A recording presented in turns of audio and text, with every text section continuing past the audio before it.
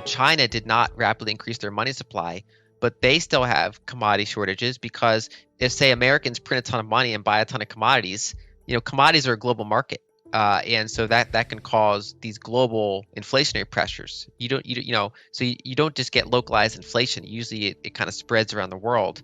And sharply rising food and energy prices are a big risk for social unrest in many countries, and are likely to cause political regime changes. And so that's something we're facing in the United States. It's something you're facing in the UK. It's something obviously you're facing in many emerging markets. It's a really challenging thing for a lot of them to deal with.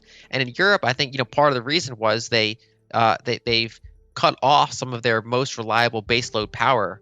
So they've made themselves even more reliant on natural gas, and then you have a shortage. Germany and nuclear. The nuclear Exactly. situation in Germany is ridiculous. Yeah, it's basically like solar and wind is useful as a percentage of the grid, but if you have that as too high of an allocation, you can get these shortages if you don't plan for it, if you don't have the storage for it, if you don't have these other these energy markets in place to kind of arbitrage those differences. You need reliable baseload power. And ironically, basically with Germany shutting off nuclear, they made themselves more reliant on coal. They could have instead winded down coal, but instead they wound down nuclear. And you have basically just any market that kind of goes after its baseload power and becomes more reliant on imported power or on variable power sources puts themselves at risk for this. Right. I think you said to me, like, inflation is going to be the topic of the next decade. I think it's going to be I don't know, it feels like we've got a long road to recovery from the COVID situation. Although the only thing I would say on COVID, it feels like COVID is coming to an end in most places. I feel like in the UK it certainly is everyone's getting back on with their lives, but I think the kind of hangover from COVID is going to be lasting many years. I think so. And as we come out of COVID, that can exacerbate some of these commodity shortages, right? Yeah. So over the past decade, commodities go in these big 10, 15-year capex cycles where they're oversupplied, and so they're super cheap and nobody wants to put new capital, develop new mines, new production. Then eventually, demand keeps going up, supply eventually dwindles. We start to get tighter markets and we get this price spike. And a lot of policies and expectations have recency bias built into them. So they assume that whatever's happening now and over the past 5 to 10 years is that way forever. So whenever we have these cheap commodity environments, oversupply, people kind of think we've reached the end of commodity scarcity. We've kind of solved our scarcity. We have limitless abundance. We have no inflationary pressures. But inevitably, when that tighter commodity cycle comes, less capex goes into developing new sources. You get that increase in price. And so the past 5 years, we've been in this commodity oversupply environment. And going forward, commodity markets look a lot tighter. And so you can have years where they go down, right? It's not like a straight line. You can have these, economic decelerations and accelerations. But in general, we're in a tighter market for supply of energy and other commodities.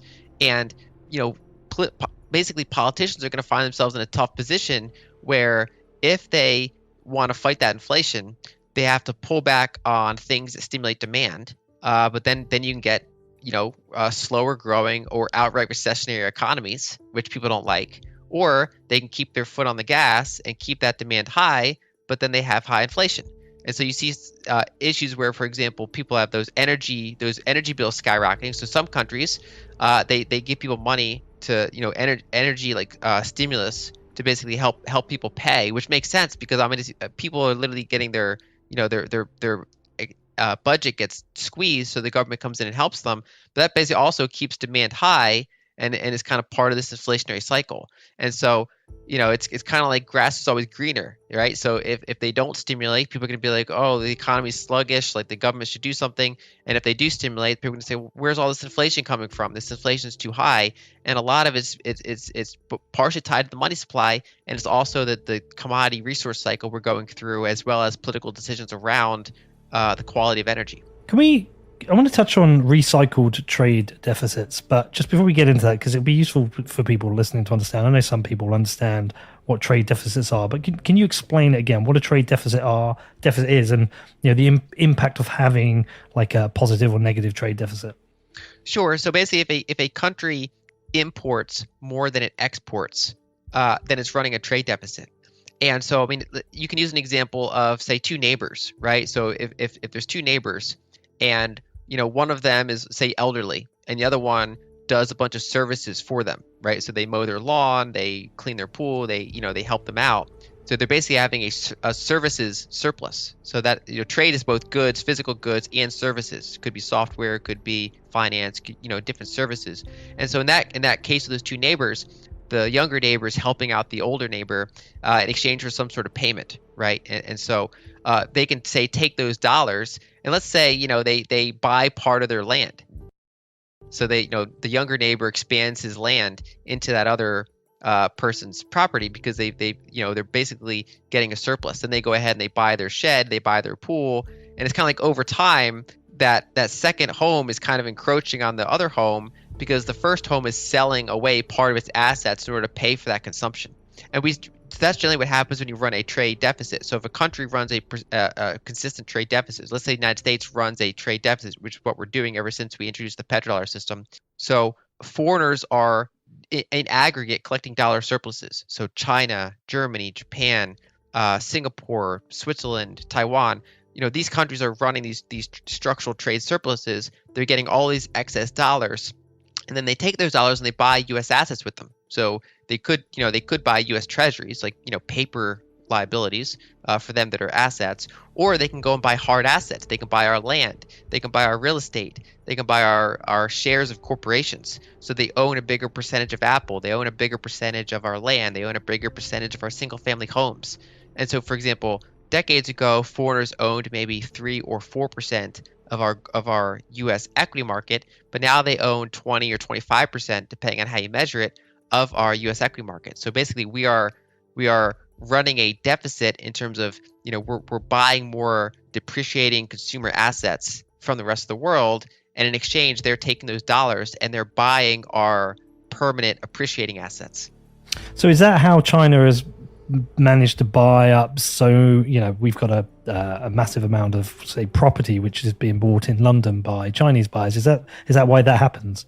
Yes, yeah. Basically, they're taking all these surplus dollars. Also, the UK usually runs a trade deficit as well, so they're taking their pounds and then they cycle those back into those countries, and so they end up owning a larger percentage of those kind of desirable financial assets due to the fact that they're running these manufacturing surpluses and that they're selling more to the UK and more to the United States than we are selling to them.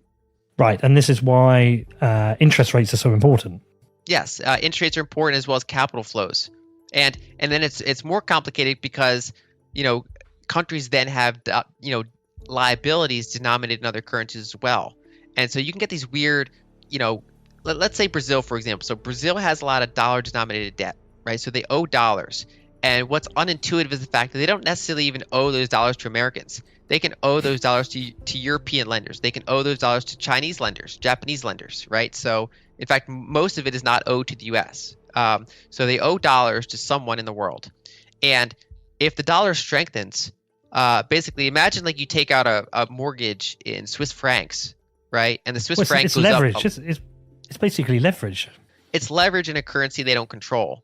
And so, for example, if you mortgage your house in Swiss franc, so your cash flows are in dollars or pounds, and your liabilities are in franc. And if the franc goes up relative to dollars or pounds, your debts just increased relative to your asset values and your incomes. That's a problem.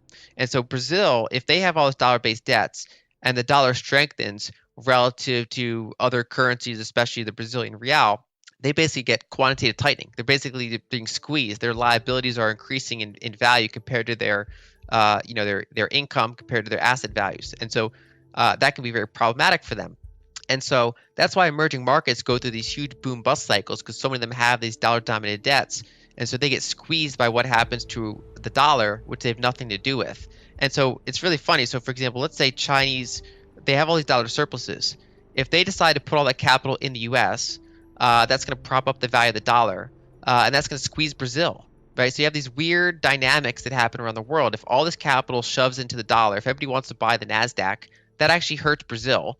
But then if, say, people pull out of the NASDAQ and the dollar weakens, Brazil gets a reprieve from their liabilities decrease in value, or they ease up a little bit, and that allows Brazil to have some breathing room in terms of expansion.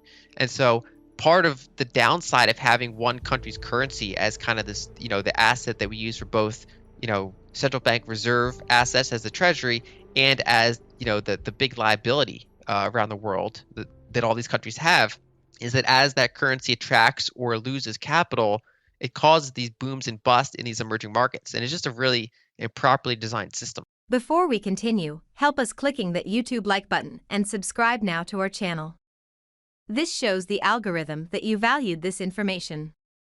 And it helps us spread that message. Sharing is caring. And now, let's continue. Do you want to know one thing about crypto? I made over 3000% in profit in a few weeks. Fact is, the traditional financial system, the traditional money system makes you poor, not rich. If you want to earn $500,000, $1 million, you have to wait until you're 50, 60, 70 in the traditional financial system, and you probably will still be broke. And you will be old. This is not a sexy combination, as you can imagine. But the question is, how can you start in crypto and make these profits? Where to invest? Where to start? My name is Gunnar and I'm from Germany, as you can hear, and things are a little bit different in Germany. More about that later on. Fact is, there are lots of different cryptocurrencies. It's a gigantic universe where beginners and professionals get easily lost. But there is light at the end of the tunnel. There are 7 key steps you need to follow to become successful in this market. You have to know them, and if you fail one of them, it's literally impossible to succeed in this market. Just an example, one of the key points is your exchange, and one of the biggest are, for example, Binance and Coinbase.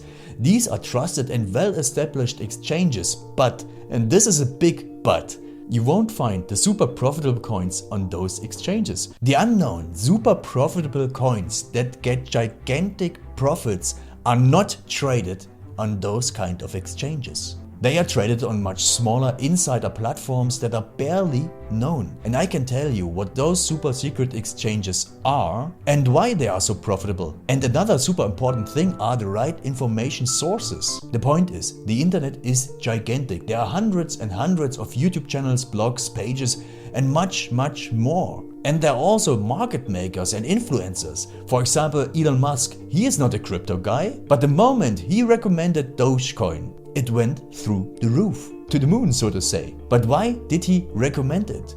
Where did he hear it from? He didn't hear it from newspapers. And believe me, he is listening to someone. But you have to know who, and you have to react before he is reacting. This is really, really important. And these are only 2 of the 7 steps you have to follow in order to be successful in crypto. And if you want to know all of these steps in much more detail, and if you want to have a comprehensive checklist, here's what you should do. There is a link below this video. Click on this link and you will get the opportunity to subscribe to my channel. Click on the link and you will see a video where I explain the next steps.